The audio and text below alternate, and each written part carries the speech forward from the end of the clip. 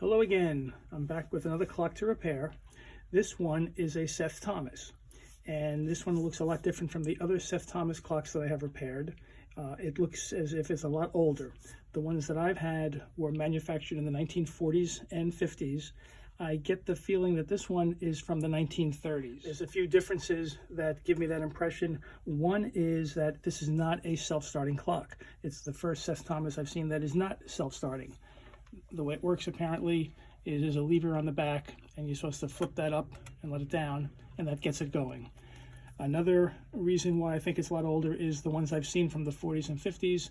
The model name is written on the back plate and there is no writing on this plate. Another difference is that the later ones, I think the cases are a lot more modern looking, a lighter type of a wood. This is very dark, very heavy looking. It could be mahogany, I'm really not sure. And lastly, one way to tell the age of these clocks is the ones, at least from the 40s and 50s and maybe later, they put a code on the parts on the inside of the mechanism, usually a 4-digit code. It might read something like 4911, 4911, which means that it was manufactured in November of 1949. And it'll be interesting to see if I find any information on the pieces once we get it open. So what we're going to do first, there's just a couple of screws here holding the back in. We'll take those two out and see if the whole thing comes right out of the case.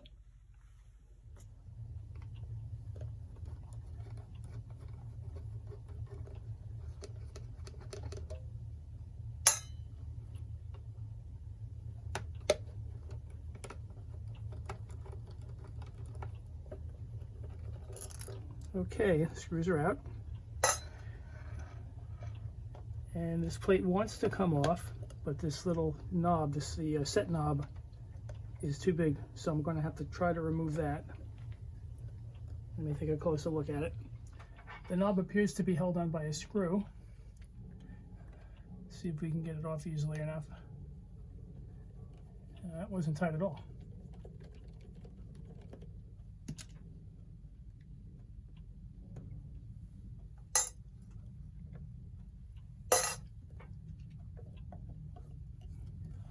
And there's your plate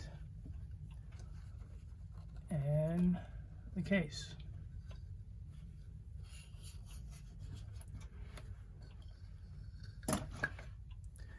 Oh, that's a little unfortunate. It looks like the rim is broken on this clock. How did that happen? And when it was in here intact, you really couldn't, I did not notice any breaks in it at all. But hopefully I'll be able to get it back together somehow so that it's not very visible. Anyway, let's figure out the next step to proceed on this. What I really have to do first is remove the power cord so I can easily handle this. And what I'm seeing that's most unusual is all the other clocks I've had, the power cord either went directly into a coil or it was soldered to connections that came out of a coil. This one is attached by screws. So I think if I just undo these two screws, I'm going to be able to get this power cord off pretty easily. So let me do that and then I'll come back. The screws are out, and as I had hoped, this just comes right off.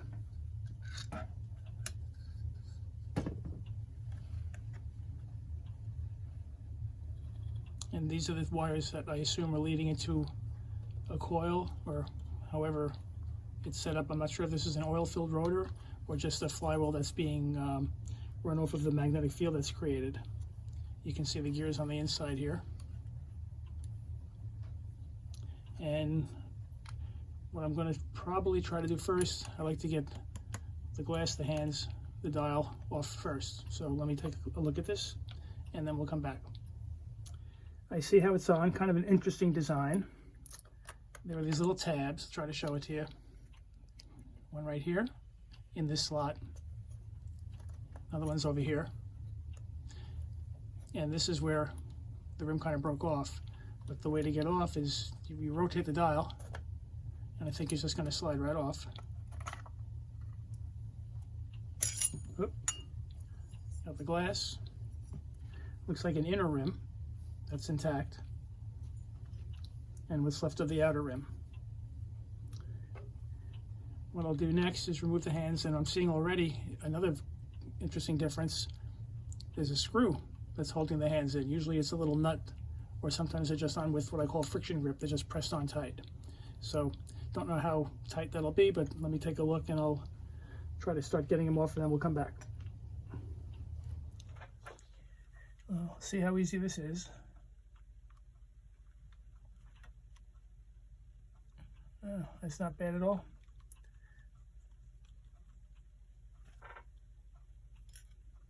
These are some little teeny tiny screws. Look at that.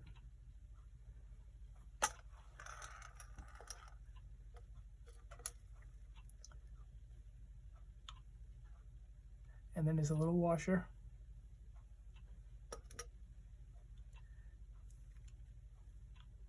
And then the minute hand.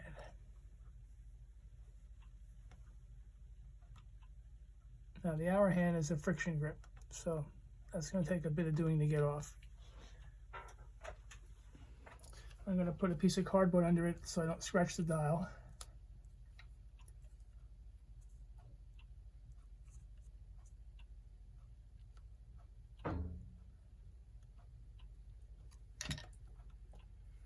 And there's the hour. And then we have the second hand. Same thing.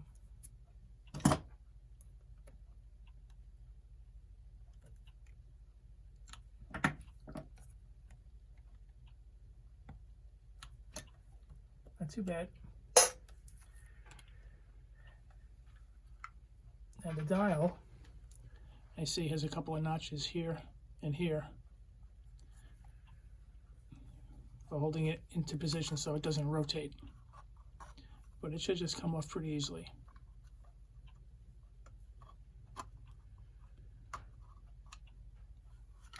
Yeah, there we go.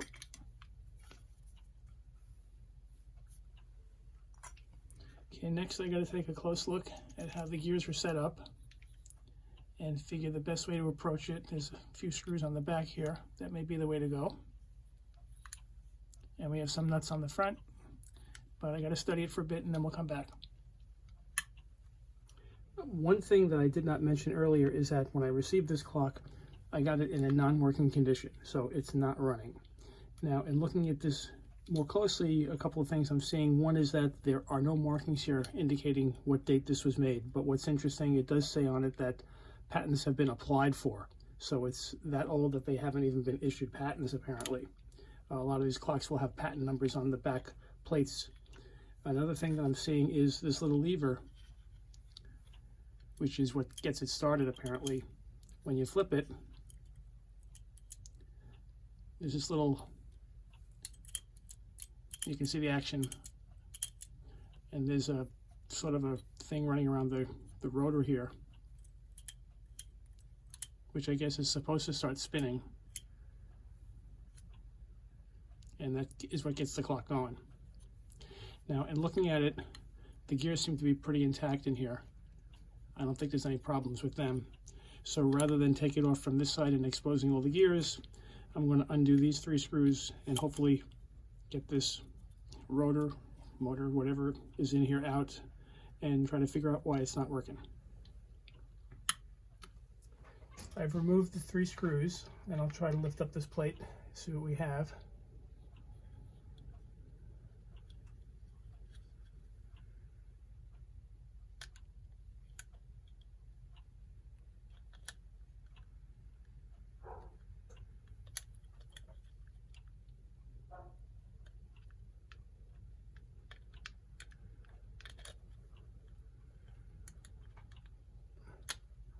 Okay, what I'm seeing is this little lever is held down by a screw, so I have to take that screw out in order to get this off.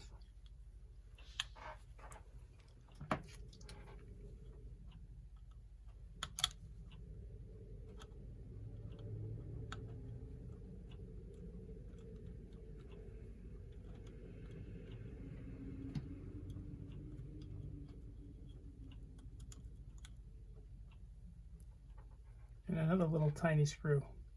I'm going to have to tape these into position here because they're too easy to lose.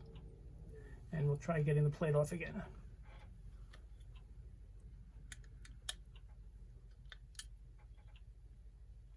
Here we go.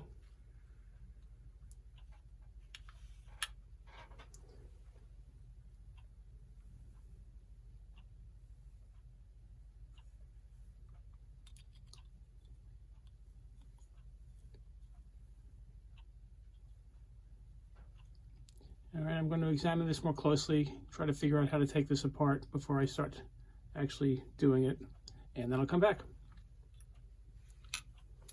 Okay, at first glance, what I'm seeing is this just slides right out of the housing here. And there seems to be no moving parts on the inside of this, and nothing that really easily comes apart. This disc is, I don't know how it's attached in here, but it's not moving. The one thing I am noticing though is the tip of this is quite gunked up, I guess, with some oil that seems to have solidified. And when I place it in here, I can really feel it sticking. It's not turning that freely. It's a little difficult to remove. So what I'm going to try to do is just clean this up really well. Try to clean up, I see where the pivot where it fits on the inside of here. Then reassemble the motor and see if that's all it takes to get it going. So let me work on that and then we'll come back. What I've realized is that this is the equivalent of the coil. There's probably wiring wrapped around in here. That's what creates the magnetic field when power is applied to it. And that's what causes what I like to refer to as a flywheel to start to spin. And that powers the whole clock. As a comparison, a more modern Seth Thomas clock has this kind of a coil. This is the mechanism from one of a newer one. The wiring is wrapped around underneath this paper here. And as a comparison, this has a patent number printed on it and also has a date code in here. This is from 1950. But for now, I'll look to clean up these and then we'll come back.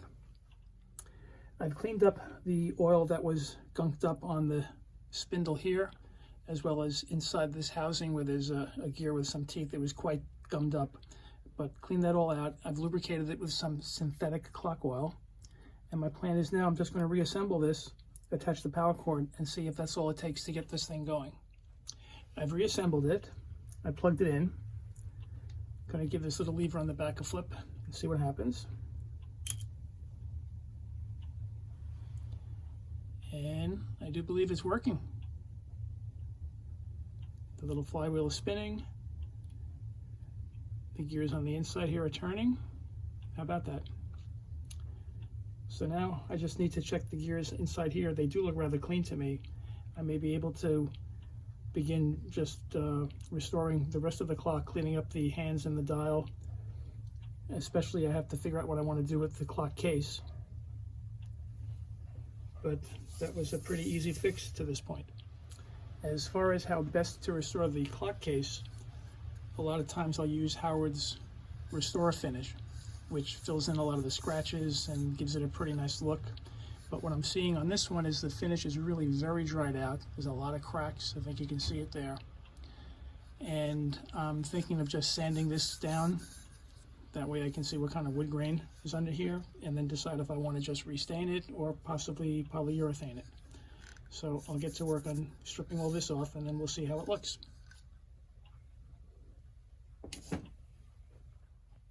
And in the meantime, I'm just going to let the clock run for a couple of days. I'll probably put the hands on it so I know for sure it's functioning properly, just to make sure that there are no issues with it.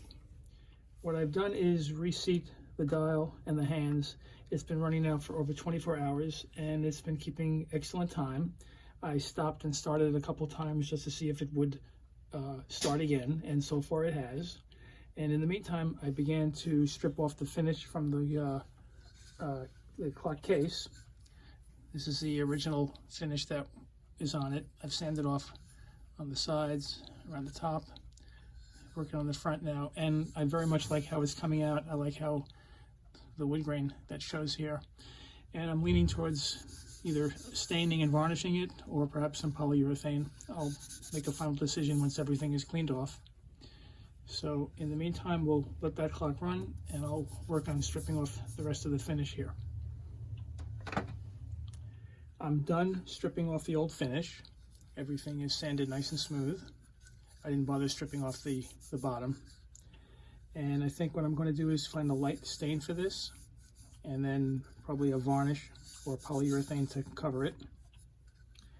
The clock has been keeping very good time, and I'm still not 100% certain as to the age of this. There are so many features of it that have me going back and forth. As I had mentioned earlier, the fact that there are no date codes on the back of it, that instead of a patent number it says patents have been applied for, and the fact that it is not a self-starting clock, that all tells me it's quite old. But in looking at the gears in here, the complexity of it and the delicacy of them, that's not usually what I see with really old clocks. They're usually a much simpler type of a setup. And the other thing especially is the power cord that goes to the coils is usually directly wired into the coil or soldered to wires coming out of the coil. I never see it with these screw attachments.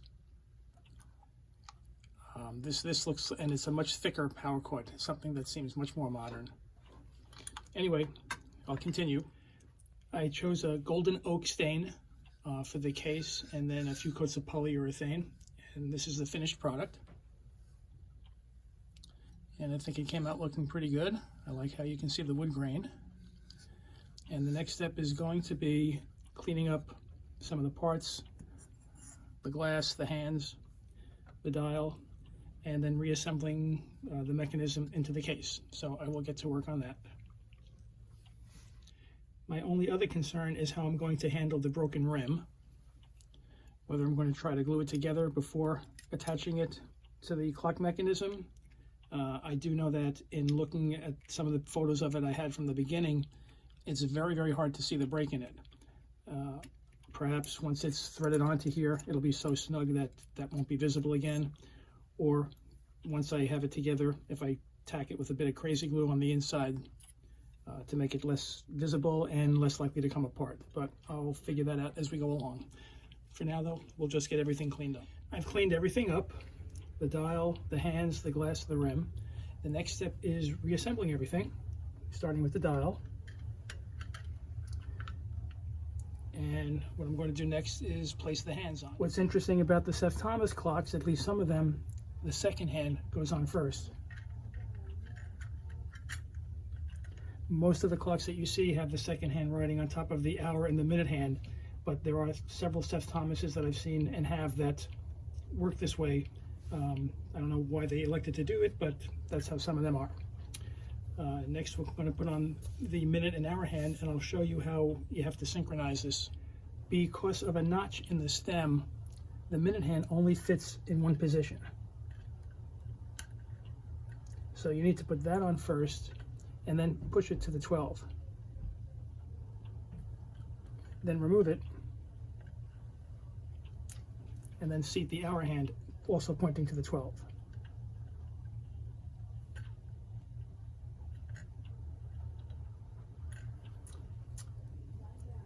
Then the minute hand goes back on.